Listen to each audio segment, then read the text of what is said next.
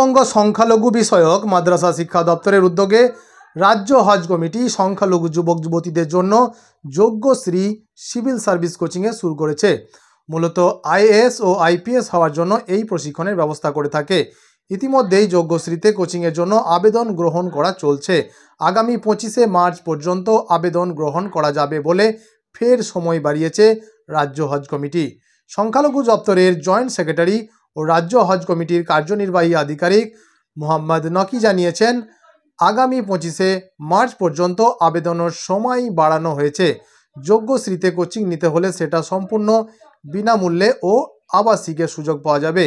Is এর কোচিংয়ের জন্য সংখ্যালঘু সম্প্রদায়ের প্রতিভাবান প্রার্থীদের জন্য বিশেষ ব্যবস্থা। এখানে অভিজ্ঞ প্রশিক্ষক দ্বারা প্রশিক্ষণ দেওয়া হয়। নিয়মিত মক টেস্টের মাধ্যমে পরীক্ষার্থীদের উপযোগী করে তোলা হয়। এক ছাদের নিচে সর্বোচ্চ মানের কোচিং প্রদান করছে অভিজ্ঞ প্রশিক্ষকরা। এই প্রকল্পটি রাজ্যের সংখ্যালঘু যুবক যুবতীদের জন্য রাজ্য সরকারের উদ্যোগ।